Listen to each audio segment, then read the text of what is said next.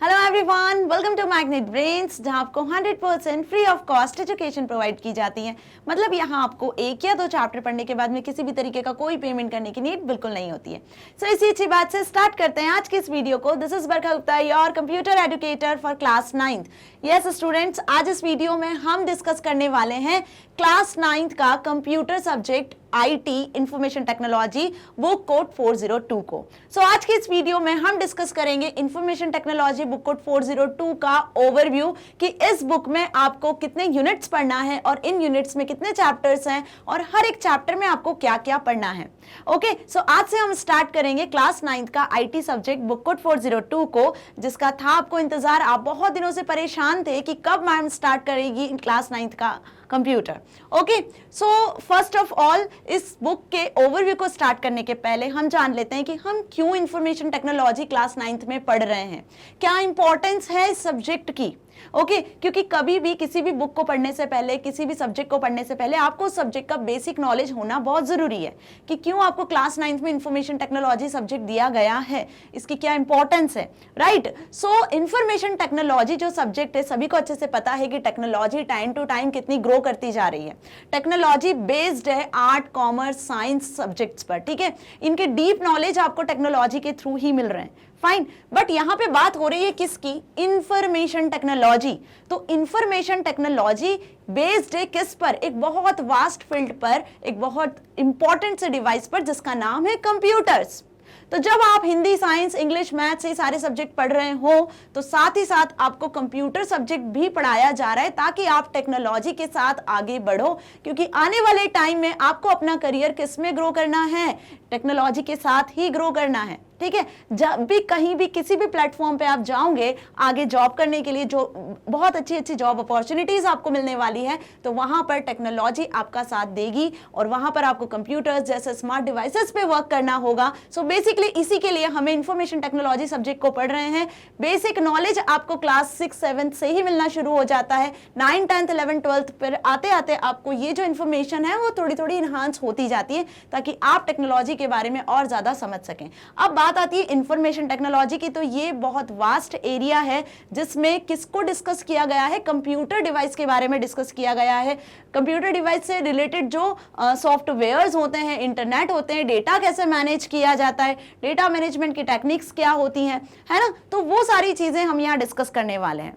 Clear? सो अब आपको basically information technology का मतलब समझ में आया होगा कि क्यों हम इस सब्जेक्ट को पढ़ने वाले हैं। सो चलिए स्टार्ट करते हैं विदाउट गोइंग एनी डिले आज के इस ओवरव्यू को, जिसमें हम information technology class 9th book code 402 को स्टार्ट कर रहे हैं। सो स्टूडेंट्स, होप आप सभी ने ये बुक देखी होगी, है ना। सो इसमें 2 पार्ट है आपकी बुक में। कितने पार्ट है? 2 part, part A and part B. Part A है एम्प्लॉय एबिलिटी स्किल्स और पार्ट बी है सब्जेक्ट स्पेसिफिक स्किल्स। ठीक है, पार्ट ए में टोटल आपको मिलेगी 5 यूनिट्स। कितनी यूनिट्स मिलनी है? 5 यूनिट्स, है ना। अब यूनिट स्टार्ट करने के पहले जान ले कि ये एम्प्लॉय एबिलिटी स्किल्स क्यों दिया हुआ है, ये 2 पार्ट में क्यों डिवाइड किया इस बुक को। तो इस बुक को 2 पार्ट में इसलिए डिवाइड किया गया है ताकि part A employability skills में आपको ये पता चल सके कि हर एक पर्सन को आगे चलकर कहीं ना कहीं जॉब करनी है। ठीक है, आप किसी भी प्लेटफॉर्म पे जाओगे या बिजनेस करोगे या जॉब करोगे, है ना, तो एक सक्सेसफुल पर्सन बनोगे तो आपके अंदर क्या स्किल्स होनी चाहिए। ठीक है, आप किस तरीके से बिजनेस करोगे, कैसे एक सक्सेसफुल एम्प्लॉय बन सकते हो, किस तरीके से एक सक्सेसफुल बिजनेस पर्सन बन सकते हो, अपने एनवायरनमेंट को आप कैसे सेफ रख सकते हो। तो यहाँ पे हम बेसिकली स्किल्स को डेवलप करेंगे इस पर्टिकुलर पार्ट ए में। तो कैसे आप अपने कम्युनिकेशन स्किल्स को डेवलप करोगे, है ना, वो सारी चीजें हम इस यूनिट में पढ़ने वाले हैं। सो यूनिट नंबर 1 है पार्ट ए की कम्युनिकेशन स्किल्स। ओके, सो सबसे बेस्ट पार्ट आता है एम्प्लॉय एबिलिटी स्किल में कि आप कैसे कम्युनिकेट करते हो। ठीक है, आप एक पर्सन से दूसरे पर्सन के साथ में किस तरीके से बात करते हो, किस तरीके से बिहेव करते हो, कैसे आपको कम्युनिकेशन करना है, क्या स्किल्स आपके अंदर होनी चाहिए, वो इस यूनिट में आएगा। ठीक है, तो यहाँ पे हम अपनी पर्सनालिटी को कहीं ना कहीं डेवलप कर रहे हैं। ओके, सो इसमें चैप्टर नंबर 1 है कम्युनिकेशन साइकिल। ठीक है, कम्युनिकेशन साइकिल में हम देखेंगे कि किस तरीके से एक पर्सन दूसरे पर्सन के साथ में कम्युनिकेट करता है और ये प्रोसेस कंटिन्यूअसली चलती है। ओके, सो कम्युनिकेशन साइकिल में हमें कुछ 4 और 5 पॉइंट्स को बहुत ध्यान रखना है कि सेंडर एक पर्सन होता है जो मैसेज को कन्वे करता है, रिसीवर उसे एक्सेप्ट करता है और फिर उसका फीडबैक सेंड करता है, और ये प्रोसेस कंटिन्यूअसली चलती जाती है। तो यहाँ पे कम्युनिकेशन साइकिल में हमें ये देखना है कि किस तरीके से ये कंटिन्यूअस प्रोसेस है ना, एक कम्युनिकेशन साइकिल कंटिन्यू होती है। Chapter number 2 that is various methods of communication.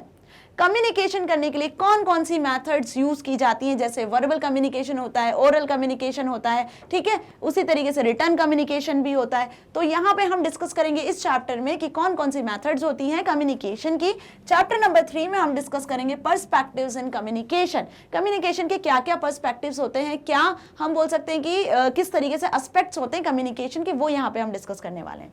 Chapter number 4 इसमें आएगा बेसिक राइटिंग स्किल्स। अब चैप्टर नंबर 4 जो है बेसिक राइटिंग स्किल्स, ये बेस्ड है आपका किस पर, इंग्लिश पर।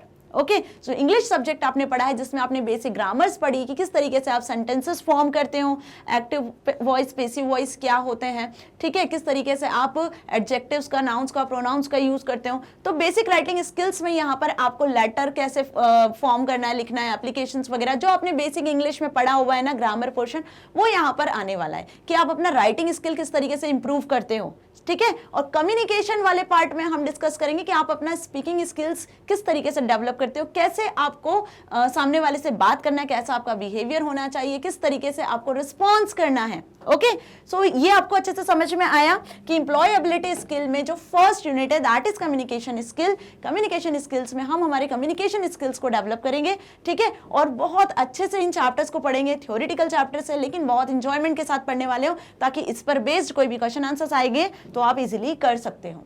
नेक्स्ट यूनिट है एम्प्लॉयबिलिटी स्किल में सेल्फ मैनेजमेंट स्किल। देखो ये जो यूनिट है बहुत इंपॉर्टेंट यूनिट है। किसी भी पर्सन के साथ कम्युनिकेट करने से पहले आपको अपने अंदर सारे स्किल्स होना चाहिए, उनको आपको मैनेज करना चाहिए, राइट। तो सेल्फ मैनेजमेंट स्किल्स वाली जो यूनिट है ये बहुत इंपॉर्टेंट है, जिसमें हम 2 चैप्टर डिस्कस करने वाले हैं, chapter number 5 and chapter number 6, कि सेल्फ मैनेजमेंट का क्या मतलब है, क्या इंपॉर्टेंस है, वो देखेंगे हम चैप्टर नंबर 5 में।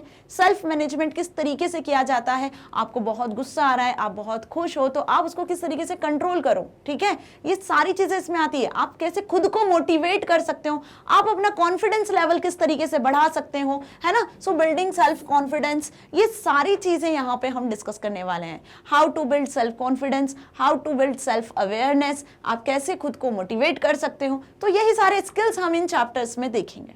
ओके, तो कहीं ना कहीं बहुत इंटरेस्टिंग ये भी होने वाला है चैप्टर।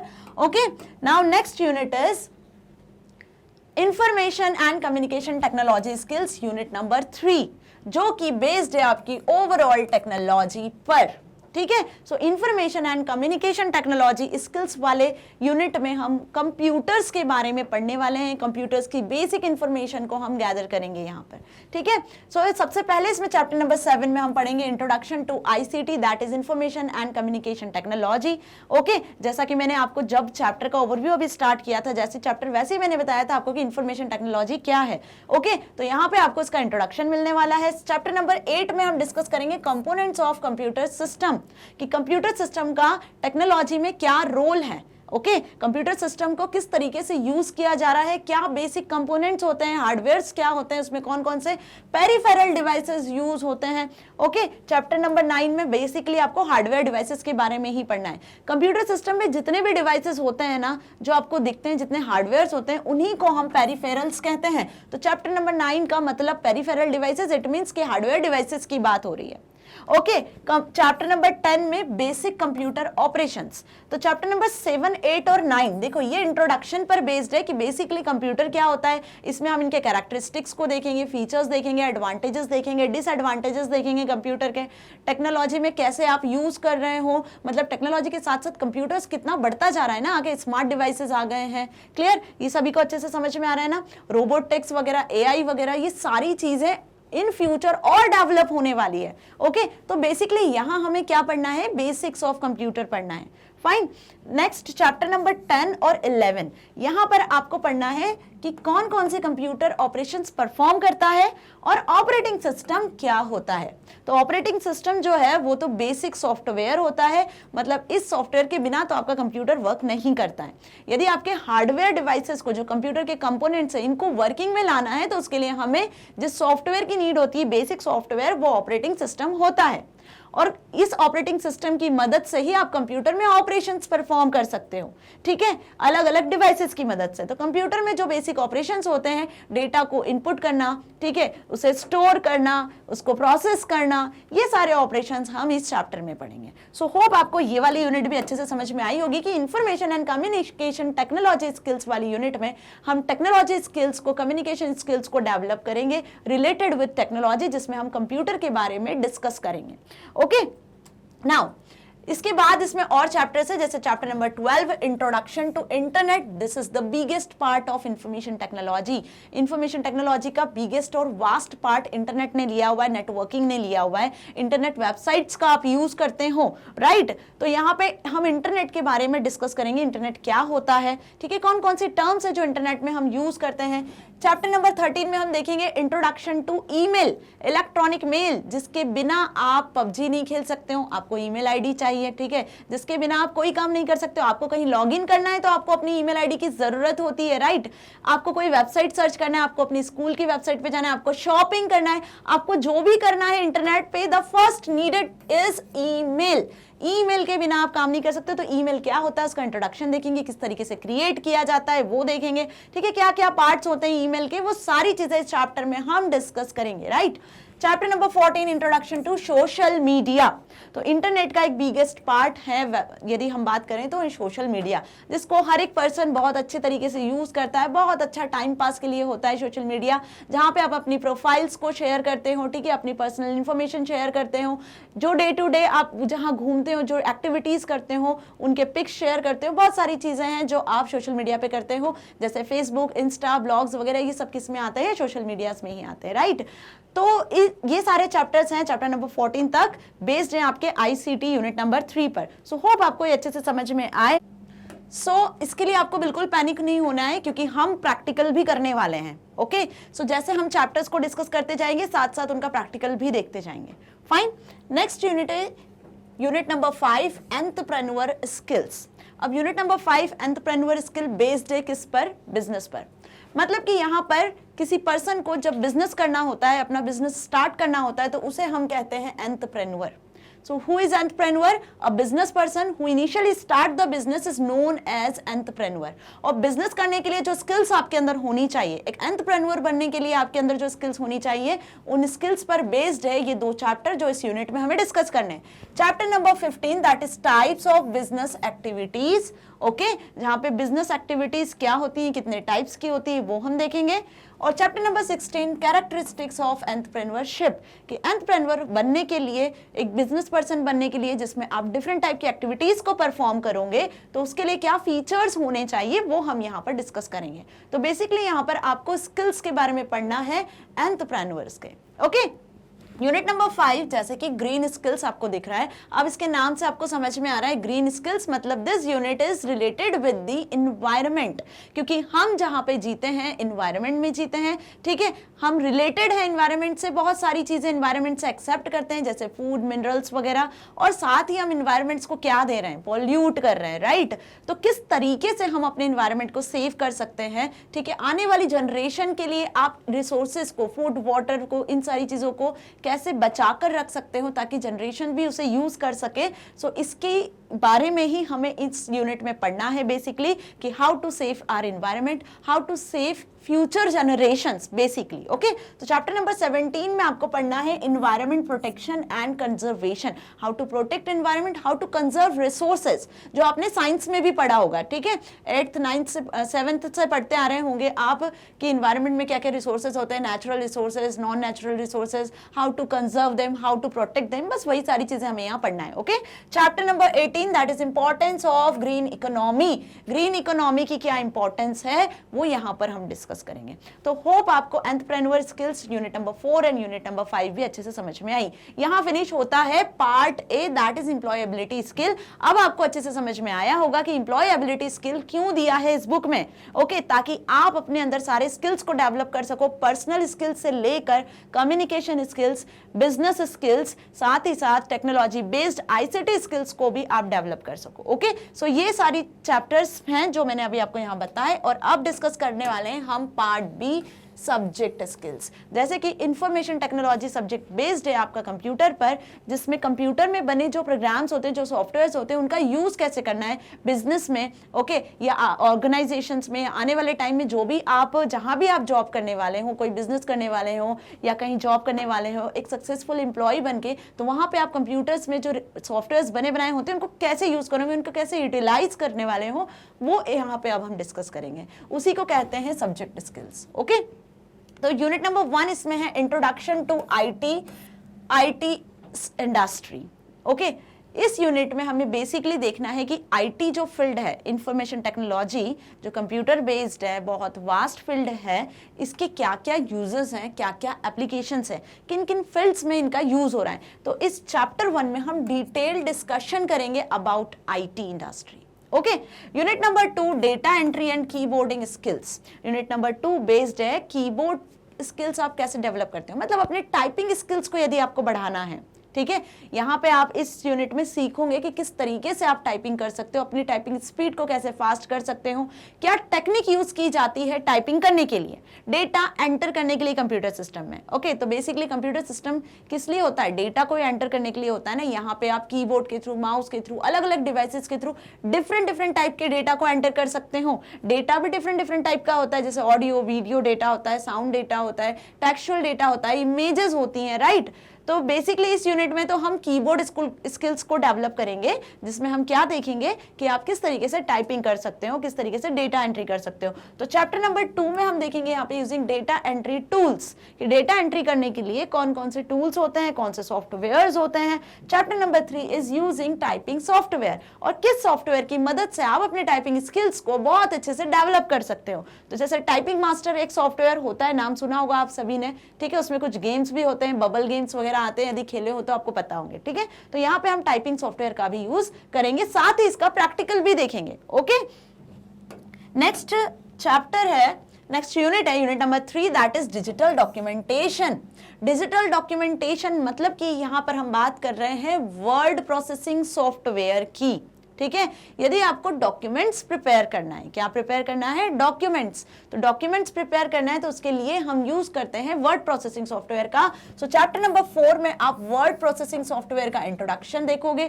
यहाँ पे हम समझेंगे कि वर्ड प्रोसेसिंग सॉफ्टवेयर क्या होता है, इसके क्या फीचर्स हैं, इसकी क्या इंपॉर्टेंस है, क्या आपको प्रोवाइड कर रहा है, किस तरीके से आप डॉक्यूमेंट क्रिएट करोगे। चैप्टर नंबर 5 में हम डॉक्यूमेंट्स को कैसे एडिट किया जाता है, डॉक्यूमेंट्स में आप जो डेटा एंटर करते हो उसमें यदि आपको कोई एडिटिंग करना है, जैसे बोल्ड करना है, इटैलिक करना है, अंडरलाइन करना है, या आपको कोई फॉर्मेटिंग करना है, डिफरेंट टाइप की फॉर्मेटिंग करना है, अंडू रिडू वगैरह, ठीक है, या आपको टेक्स्ट को कुछ लार्ज करना है, स्मॉल करना है, तो ये सारी एडिटिंग हम यहाँ पर वर्ड प्रोसेसिंग सॉफ्टवेयर में देखेंगे।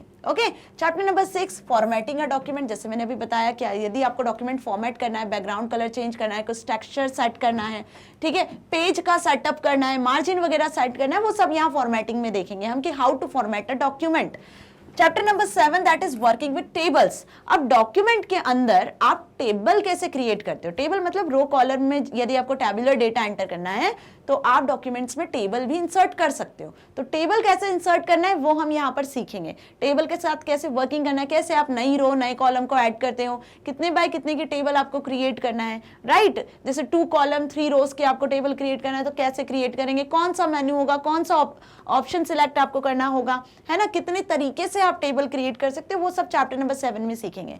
Chapter number 8 that is printing a document. अब यदि आपने डॉक्यूमेंट बना लिया, उसमें एडिटिंग कर ली, उसमें फॉर्मेटिंग कर लिया, ओके, तो उसके बाद बात आती है कि अब आप डॉक्यूमेंट को प्रिंट करना चाहते हो, तो प्रिंटिंग कैसे करना है वो चैप्टर नंबर 8 में सीखेंगे, है ना, कौन कौन सी कमांड्स हैं जिनके थ्रू आप प्रिंट कर सकते हो। Chapter number 9 that is mail merge. Mail merge is the important chapter of this unit, है ना। मेल मर्ज का एक अपना ही अलग इंपॉर्टेंस है। मेल मर्ज का मतलब होता है कि आप एक डॉक्यूमेंट को मल्टीपल फ्रेंड्स के साथ शेयर कर सकते हो, मल्टीपल पर्सन्स के साथ शेयर कर सकते हो, उसी को बेसिकली मेल मर्ज करते हैं। और ये कैसे होता है वो हम यहाँ पर चैप्टर नंबर 9 में सीखेंगे।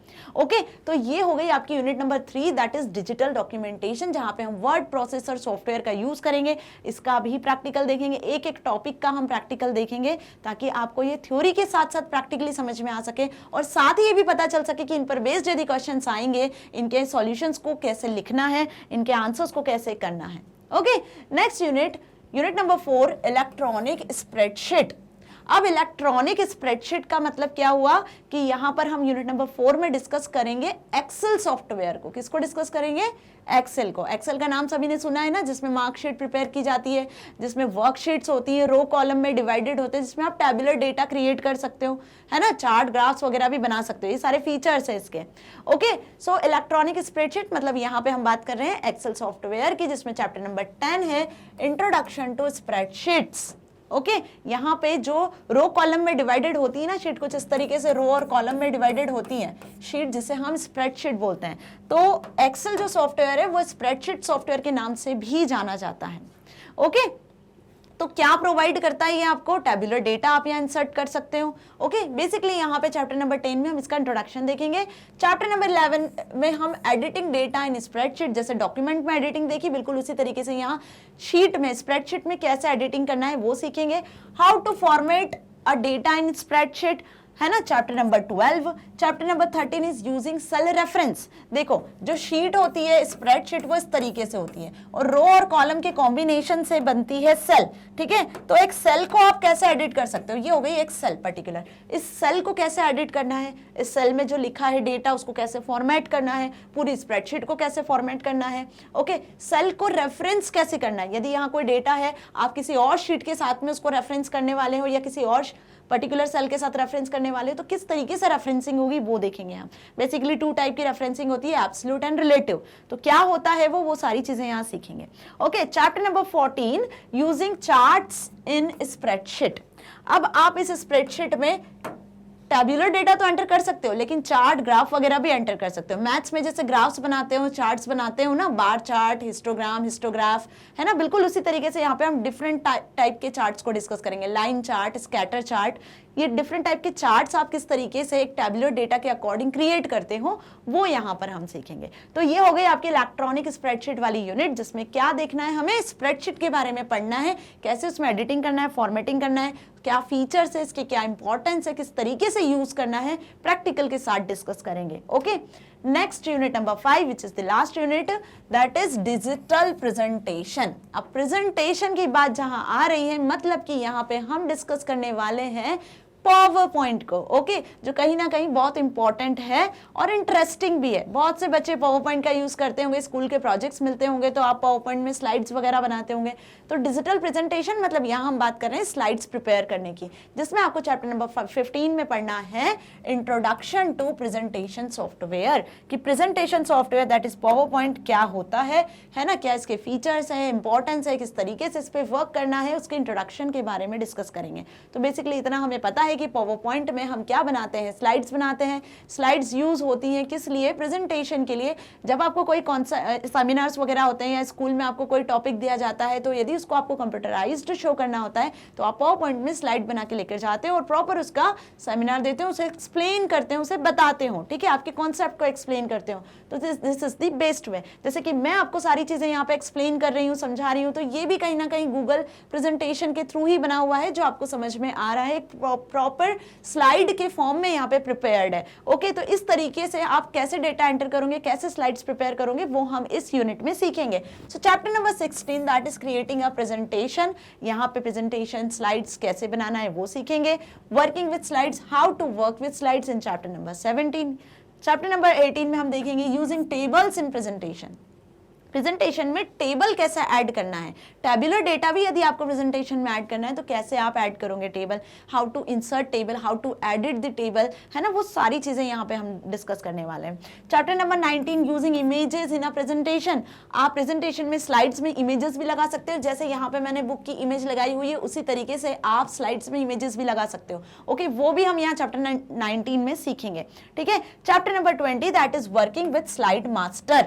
स्लाइड मास्टर पे कैसे वर्क करना है वो यहाँ पर हम सीखेंगे। ओके, सो चैप्टर नंबर 15 से लेकर 20 that is unit number 5 digital presentation, जिसमें स्लाइड्स कैसे बनाना है, स्लाइड मास्टर पे वर्क कैसे करना है। ओके, यहाँ पे खत्म होता है आपका इंफॉर्मेशन टेक्नोलॉजी बुक का ओवरव्यू। ओके, जिसमें हमने क्या देखे, दो पार्ट्स देखे, part A part B, employability skill and subject specific skills. Employability skills में भी 5 यूनिट है और आपका सब्जेक्ट स्पेसिफिक स्किल्स जो है पार्ट बी उसमें भी 5 यूनिट्स हैं। पार्ट ए आपका बेस्ड है अपने पर्सनल स्किल्स को डेवलप करने के लिए और पार्ट बी बेस्ड है आपके सब्जेक्ट स्पेसिफिक स्किल जो हम यहाँ पे कंप्यूटर सब्जेक्ट पढ़ रहे हैं उस पर।